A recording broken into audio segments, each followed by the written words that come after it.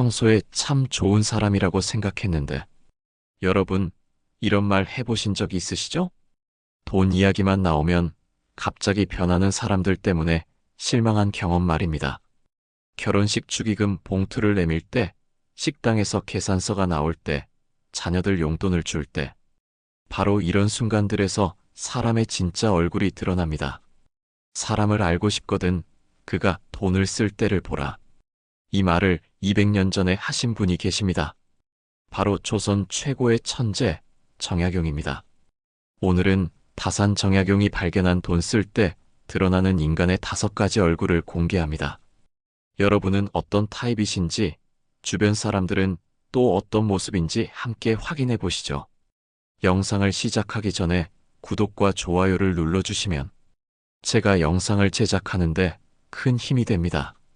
정약용, 다산 선생님을 단순히 책만 읽은 선비라고 생각하신다면 큰 오산입니다. 선생님은 18년 동안 유배 생활을 하시면서 현실의 쓴맛을 누구보다 잘 아셨던 분이에요. 강진에서 보낸 긴 세월 동안 가족들과 떨어져 지내면서도 집안 살림을 책임져야 했고 제한된 경제력으로 생활해야 하는 어려움을 직접 겪으셨죠. 목민심서에서 이렇게 말씀하셨습니다. 재물이란 사람의 마음을 가장 잘 드러내는 거울과 같다. 가난할 때는 숨겨져 있던 본성이, 부유할 때는 평상시 감춰놓았던 욕망이 그대로 드러난다. 이 말씀이 얼마나 정확한지 여러분도 살아오시면서 많이 경험해 보셨을 거예요. 평소에는 돈이 뭐가 중요해, 사람이 중요하지 하면서 초연한 척 하던 분이 막상 본인 이익이 걸리니까 180도 달라지는 모습 말입니다. 여러분, 생각해 보세요. 우리가 젊었을 때는 돈이 없어서 검소하게 살았잖아요. 라면 끓여 먹고 버스비 아껴서 걸어 다니고 친구들과 만나도 커피 한 잔 마시기도 부담스러웠던 그때 말이에요. 그런데 그게 정말 검소한 성격이었을까요? 아니면 그냥 돈이 없어서였을까요? 나이가 들고 경제적 여유가 생겼을 때 어떻게 변하는지 보면 답이 나오죠. 어떤 분은 여전히 검소하게 사시지만 어떤 분은 젊은 시절 못해본 걸 다 하려고 하시거든요. 갑자기 명품에 관심을 갖게 되고 해외여행도 자주 다니시고 손자 손녀들에게도 과하게 용돈을 주시면서 할아버지가 이런 걸 해줄 수 있다는 걸 보여주려고 하시죠. 경세유표에서 다산은 더 날카로운 관찰을 하셨어요. 사람이 가난할 때 보이는 인내와 부유할 때 보이는 관대함, 이 둘이 모두 진실해야 진정한 덕이라 할 수 있다. 이 말씀이 참 깊이 있다고 생각해요.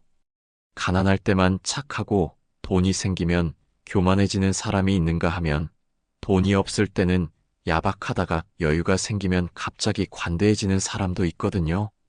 진짜 인품이라는 건 상황이 바뀌어도 일관되게 나타나는 거겠죠. 여유당전서에는 이런 재미있는 이야기도 나옵니다. 평소에 청렴하다고 소문난 관리가 있었대요. 그런데 막상 세금을 거둘 때가 되니까 백성들에게서 더 많이 뜯어내려고 하더라는 거예요. 뒤에서는 어차피 내가 안 가져가면 다른 관리가 가져갈 텐데 내가 가져가는 게 낫지 않냐라고 합리화까지 하면서 말이죠. 다산은 이렇게 꼬집으셨죠. 그 사람의 평소 청렴함은 단지 기회가 없어서였을 뿐 진정한 청렴함이 아니었다. 이런 모습 요즘에도 많이 보지 않나요? 평소에 돈이 뭐가 중요해, 건강이 최고야 하던 사람이 막상 이익이 걸린 일에서는 완전히 다른 모습을 보이는 경우 말입니다. 아파트 분양권이나 주식 투자 이야기만 나와도 눈빛이 달라지고 자녀들 취업이나 승진에 도움이 될 만한 사람이라고 생각되면 갑자기 친해지려고 하는 분들도 계시잖아요. 다산은 자녀들에게 보낸 편지에서도 이런 말을 하셨어요. 돈을 대하는 태도에서 그 사람의 교육 수준, 도덕성, 심지어 미래까지 알 수 있다. 그러니 돈을 함부로 쓰지도 지나치게 아끼지도 말아라. 중요한 것은 그 돈이 올바른 곳에 쓰이느냐 하는 것이다. 정약용 선생님이 이렇게 돈과 인간 본성에 대해 깊이 있게 관찰할 수 있었던 이유는 본인 스스로가 다양한 경제적 상황을 경험해 보셨기 때문이에요. 젊었을 때는 관료로서 안정적인 수입이 있었지만 유배 기간 동안에는 극도로 제한된 생활을 해야 했거든요. 그런 과정에서 사람들이 돈 앞에서 어떻게 변하는지를 생생하게 목격하셨던 거죠. 자, 그럼 이제 정약용 선생님의 관찰을 바탕으로 돈을 쓸 때 드러나는 인간의 5가지 유형을 자세히 살펴보겠습니다. 여러분은 어디에 해당하실까요? 첫 번째는 계산형 인간입니다. 여유당전서에 나오는 표현으로는 호리지도 털끝만큼 작은 것도 계산하는 사람들입니다. 이런 분들 주변에 계시죠? 친구들과 회식을 해도 자기가 먹은 것만 정확히 계산해서 돈을 내고 택시를 타면 100원 단위까지 정확히 나눠서 내는 분들. 심지어 나는 맥주 한 잔만 마셨으니까 5,000원만 낼게 이런 식으로 말씀하시는 거예요. 마트 가서도 1+1 상품만 골라서 사고 할인 쿠폰은 빠짐없이 챙기시죠. 몇십 원 차이 나는 주유소를 찾아서 멀리 가기도 하고 카드 포인트 적립률까지 꼼꼼히 따져서 결제하시고요. 은행에서 적금 금리 0.1% 차이에도 민감하게 반응하시는 분들이에요. 이런 분들의 가계부를 보면 정말 정확해요. 버스비 1,500원까지 다 기록되어 있고 어디서 뭘 샀는지도 세세하게 적혀 있죠. 나름대로는 합리적이라고 할 수 있어요. 타사는 이런 분들에 대해 지나친 계산은 인간관계를 메마르게 한다고 하셨어요. 친구들이 점점 불편해하거든요. 처음에는 저 사람 참 꼼꼼하네 했다가 시간이 지나면 저 사람과는 밥 먹기 싫어 이렇게 되죠. 하지만 동시에 무분별한 관대함도 결국 자신과 가족에게 해를 끼친다고도 하셨죠. 그러니까 적당한 선에서 계산하는 건 필요하다는 뜻이에요. 문제는 지나침에 있는 거죠. 특히 시니어 분들 중에 이런 타입이 많으신데 평생 절약해서 모은 돈이라 그런지 한 푼 한 푼이 다 소중하게 느껴지시는 것 같아요. 이해는 가지만 가끔은 인간관계도 생각해 보셔야 할 것 같아요. 두 번째는 과시형 인간입니다. 허영지도 허영을 부리는 무리라고 하셨어요. 자신의 경제력을 과시하기 위해 돈을 쓰는 사람들입니다. 요즘으로 치면 명품백을 여러 개 사서 SNS에 올리거나 고급 레스토랑에서 식사하는 것을 자랑하는 분들이겠죠. 오늘 강남에서 점심 먹었어요 하면서 사진을 올리시는 분들 말이에요. 손자 생일 선물도 다른 집보다 비싼 걸로 사주고 자녀 결혼식도 남들보다 화려하게 치르려고 하시고요. 친구들과 만나면 우리 아들이 어디 취직했다, 딸이 어디 시집갔다 하면서 자랑하시기도 하고 그럴 때마다 돈 이야기가 빠지지 않아요. 이런 분들은 브랜드에 특히 민감하세요. 옷도 유명한 브랜드만 입으시고 차도 좋은 걸로 타시고 핸드폰도 최신형으로 바꾸시고요. 심지어 손자 손녀들 옷도 비싼 브랜드로 사주시면서 할머니가 좋은 걸로 사줬지. 이렇게 말씀하시죠. 정약용은 진정한 분은 보여주기 위한 것이 아니라 필요한 곳에 쓰기 위한 것이라고 하셨습니다. 목민심서에는 이런 구절도 있어요. 과시를 위한 소비는 마치 구멍 뚫린 독에 물을 붓는 것과 같다. 아무리 많이 부어도 채워지지 않는다. 정말 그런 것 같아요. 한번 과시를 시작하면 끝이 없거든요. 이번에는 더 비싼 걸로, 다음에는 더 좋은 걸로. 그러다 보면 정작 필요한 곳에 쓸 돈이 부족해지죠. 특히 시니어 분들은 젊은 시절에 못해본 것들을 보상받으려는 심리도 있는 것 같아요. 평생 고생했는데 이제 좀 누려야지 하는 마음이죠. 그런 마음은 충분히 이해가 가지만 그래도 선을 넘지는 않았으면 좋겠어요. 세 번째는 인정형 인간입니다. 인정지도 마이너스 인정을 중시하는 사람들이에요. 이분들은 다른 사람의 처지를 생각해서 돈을 씁니다. 친구가 어려우면 자신이 어려워도 도와주고 후배들 밥값도 자연스럽게 챙기는 분들이죠. 경조사비도 형편에 넘치게 하시고 이웃이 힘들면 몰래 도움을 주기도 하고요. 가족 모임 때는 항상 본인이 계산하시고 자녀들 어려울 때는 본인 노후자금 털어서라도 도와주시는 분들이에요. 내가 죽고 나면 소용없는 돈인데 지금 자식들이 어려울 때 써야지 이렇게 말씀하시죠. 이런 분들은 정말 마음이 따뜻해요. 남의 사정을 들으면 그냥 넘어가지 못하시고 뭔가 도움을 주려고 하세요. 예를 들어서 아는 사람이 병원비가 부족하다고 하면 얼마나 부족한데 하면서 도와주시고, 젊은 사람들이 결혼 준비한다고 하면 이것도 필요하고 저것도 필요할 텐데 하면서 챙겨주시고요. 타사는 이런 분들을 진정한 군자라고 높이 평가하셨어요. 하지만 경고도 하셨죠. 지나치면 자신의 가정이 어려워질 수 있으니 균형이 필요하다. 베푸는 것도 지혜가 있어야 한다. 실제로 이런 분들 중에는 남은 도와주느라 정작 본인 가정이 어려워지는 경우도 있어요. 자식들이 아버지, 이제 그만 도와주세요. 우리도 걱정돼요 라고 할 정도로 말이죠. 베풀려는 마음은 좋지만 본인과 가족의 안정도 함께 생각해야 한다는 게 타산의 지혜예요. 특히 시니어 분들은 앞으로 건강 문제나 노후 자금 문제가 생길 수 있으니까 그런 것들도 미리 고려해서 도움을 주셔야 해요. 네 번째는 수전형 인간입니다. 수재지도 재물을 지키기만 하는 사람들입니다. 이분들은 돈을 모으는 것 자체가 목적이 된 경우에요. 통장 잔고가 늘어나는 것을 보면서 행복을 느끼시는 분들이죠. 자식들 교육비도 아끼고 자신의 건강관리비도 아끼면서 통장 잔고만 늘리는데 집중하는 분들이에요. 냉장고 전기료 아낀다고 플러그 뽑고 휴지도 아껴 쓰고 겨울에 난방비 아낀다고 두꺼운 옷 입고 지내시죠. 친구들과 만나는 것도 돈 든다고 꺼리시고 자녀들이 아버지 맛있는 거 드세요 하면 괜찮다. 집에서 먹는 게 최고야 이렇게 말씀하세요. 여행 가자고 해도 그 돈으로 뭘 하면 안 되겠나 하시고요. 이런 분들은 할인 정보에는 정말 밝으세요. 마트 전단지는 꼼꼼히 보시고 할인하는 날짜까지 외우고 계시죠. 적금 상품 정보도 은행별로 다 꿰고 계시고 1%라도 이율이 높은 곳을 찾아다니세요. 정약용은 재물은 흘러야 생명이 있는 것인데 가둬두기만 하면 썩은 물과 같다고 하셨어요. 경세유표에는 이런 말씀도 있어요.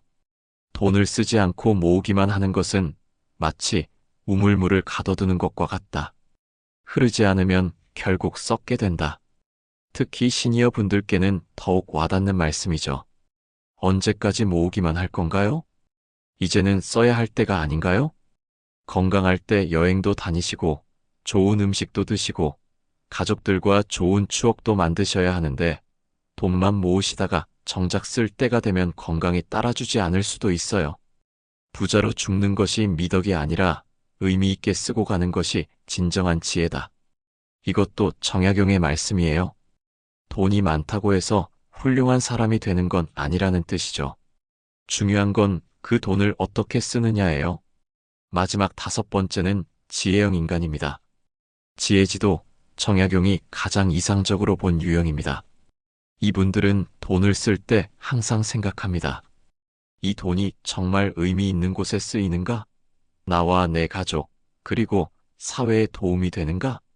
결혼식 축의금도 형편에 맞게 하되 마음은 진심으로 담고 자녀들에게도 필요한 것은 지원하되 버릇을 망치지 않을 정도로 자선도 하되 자신의 노후 준비도 소홀히 하지 않는 분들이죠. 이런 분들은 가계부도 체계적으로 쓰세요. 단순히 얼마 썼다가 아니라 왜 썼는지, 그 결과가 어땠는지까지 기록하시죠. 이번 달 외식비가 많이 나갔네. 다음 달에는 집에서 해먹는 횟수를 늘려보자. 이런 식으로 분석하고 개선하시는 거예요. 투자도 신중하게 하세요.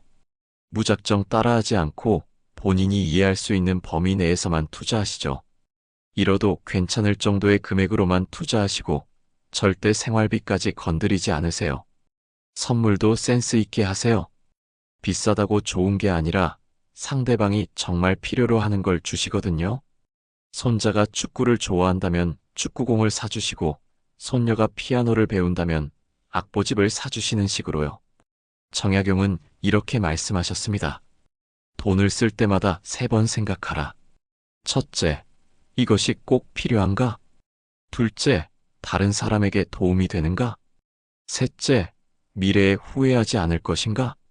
이 3가지 기준만 지켜도 돈을 현명하게 쓸 수 있을 것 같아요. 충동 구매를 하기 전에 한 번 더 생각해보고 그 돈이 정말 의미 있는 곳에 쓰이는지 따져보는 거죠. 자, 그럼 이제 정약용의 지혜를 우리 시니어 세대의 현실에 적용해 보겠습니다. 여러분들 연세대라면 이런 고민 많이 하시죠? 자식들에게 얼마나 도움을 줘야 할까? 내 노후 자금은 얼마나 남겨둬야 할까? 정약용 선생님이라면 이렇게 말씀하셨을 것 같아요.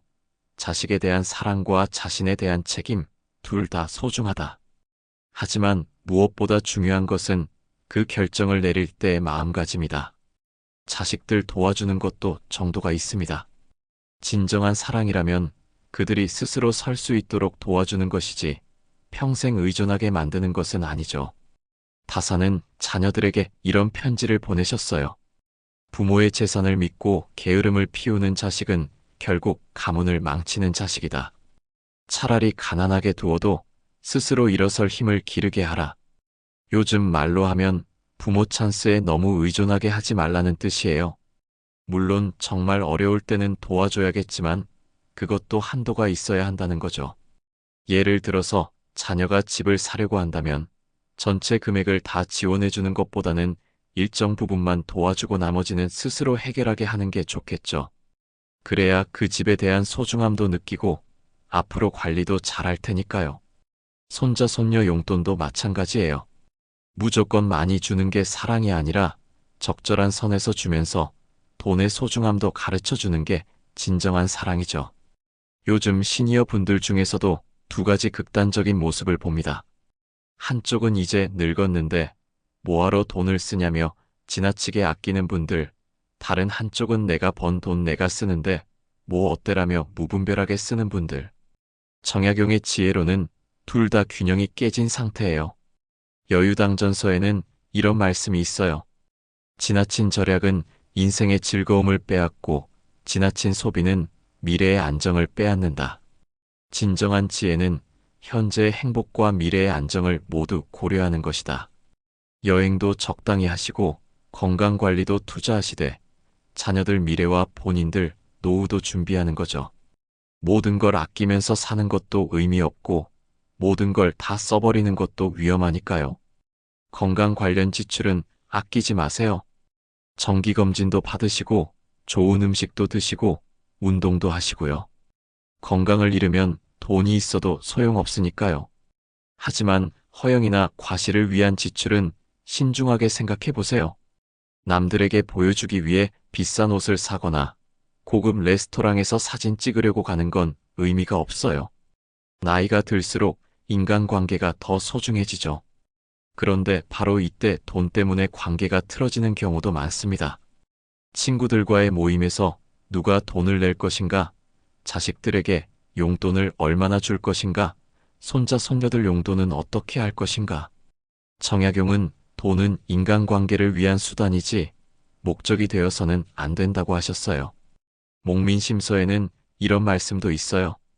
만약 관계가 돈 때문에 틀어진다면 그건 애초에 진정한 관계가 아니었을 수도 있다. 하지만 돈 때문에 좋은 관계를 잃는 것은 어리석은 일이다. 결국 중요한 건 마음이에요. 얼마를 주느냐가 아니라 어떤 마음으로 주느냐, 얼마를 받느냐가 아니라 어떤 마음으로 받느냐가 중요한 거죠. 친구들과 만날 때도 마찬가지예요. 매번 누가 계산할 것인가로 신경전을 벌이기보다는 서로 번갈아 가면서 내거나 각자 부담할 수 있는 선에서 적당히 나눠내면 되는 거죠. 중요한 건 함께 있는 시간이지 누가 얼마를 냈느냐가 아니니까요. 그런데 어떤 분들은 나는 항상 내는데 저 사람은 맨날 얻어먹기만 해라고 불만을 갖기도 하세요. 그럴 때는 솔직하게 이야기하시는 게 좋아요. 우리 앞으로는 각자 내자든지 번갈아 가면서 내자든지 명확하게 정하시는 거죠. 반대로 항상 얻어먹기만 하는 분이 계시다면 그분도 가끔은 자진해서 계산하시는 센스를 보여주셔야 해요. 인간관계는 주고받는 게 있어야 오래 갈 수 있거든요. 이제 정약용 선생님이 직접 실천하셨던 돈 관리 원칙들을 현대적으로 해석해 보겠습니다. 첫째, 용도를 정하고 쓴다. 다사는 모든 지출에 대해 이것이 꼭 필요한 것인가? 다른 사람에게 도움이 되는가? 미래에 후회하지 않을까? 이를 생각하셨어요. 여유당전서에는 이런 구절이 있어요. 돈을 쓰기 전에 그 용도를 분명히 하라.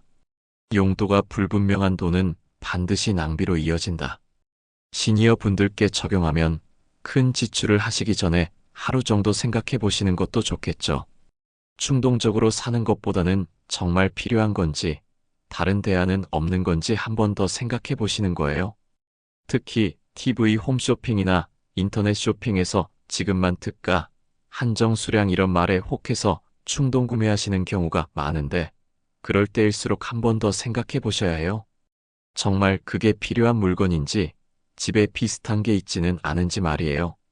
건강 관련 지출은 아끼지 마시되, 허영이나 과실을 위한 지출은 신중히 생각해 보시기를 바랍니다. 목민심서에는 이런 말씀도 있어요. 건강은 돈으로 살 수 있지만 허영은 돈으로 채울 수 없다. 정말 그런 것 같아요.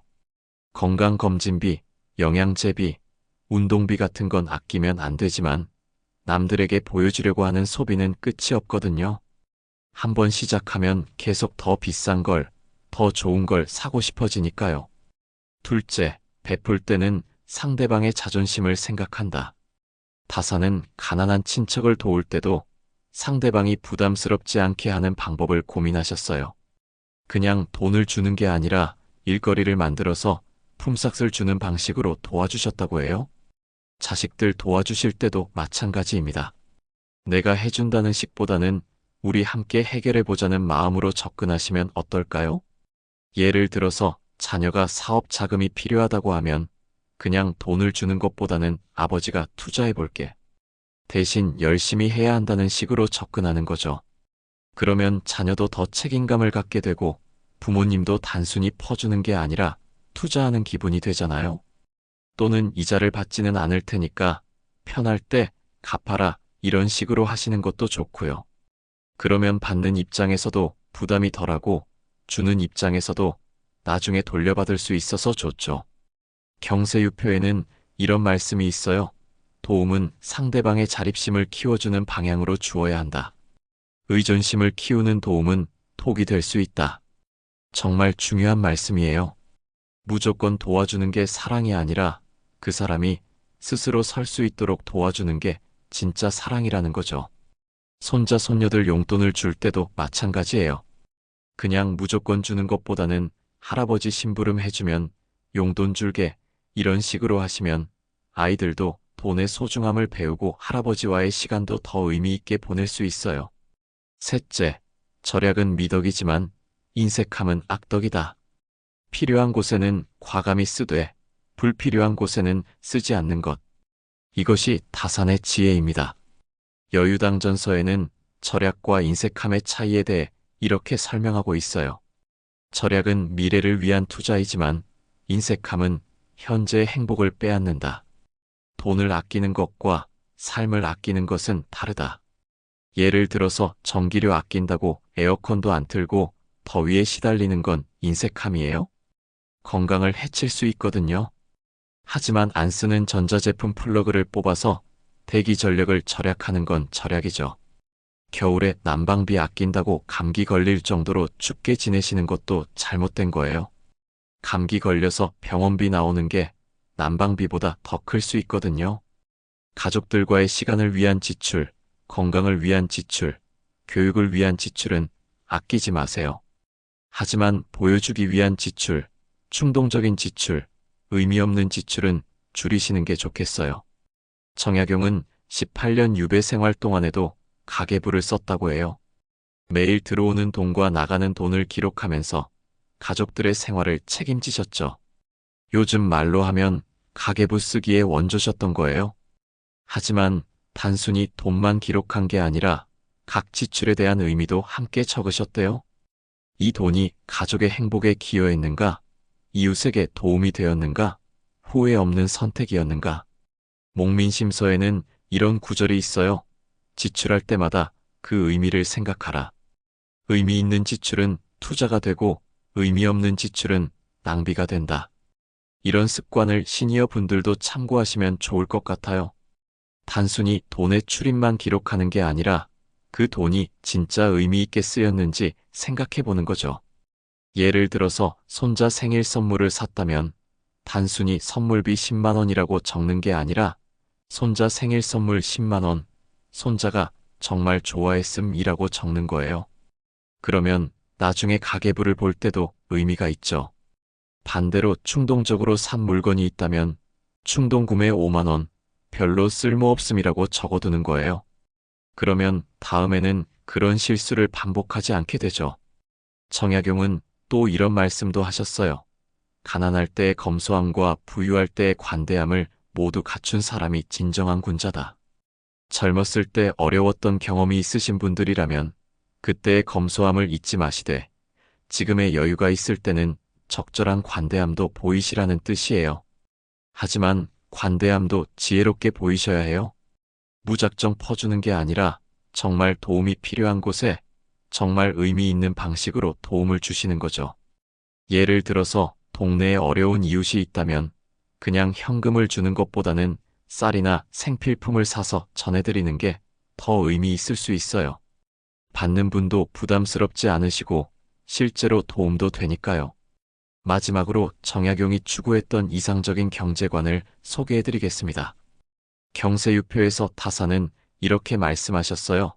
개인의 경제활동이 사회 전체의 발전에 기여해야 한다. 이게 무슨 뜻이냐면 내가 돈을 쓸 때 나만 생각하는 게 아니라 사회 전체를 생각해야 한다는 거예요. 예를 들어서 물건을 살 때도 정당한 가격을 지불하고 서비스를 받을 때도 적절한 팁을 주고 투자를 할 때도 사회에 도움이 되는 기업에 투자하는 거죠. 시니어 분들도 이런 관점에서 소비를 생각해 보시면 어떨까요? 내가 쓰는 돈이 젊은 사람들에게 일자리를 만들어주고 좋은 기업들이 성장하는 데 도움이 되고 사회 전체가 발전하는 데 기여한다고 생각하시는 거예요.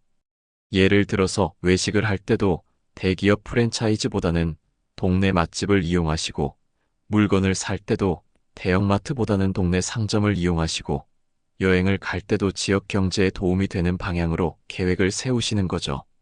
이렇게 하면 돈을 쓰는 것도 의미가 있어지고 소비에 대한 죄책감도 줄어들 것 같아요.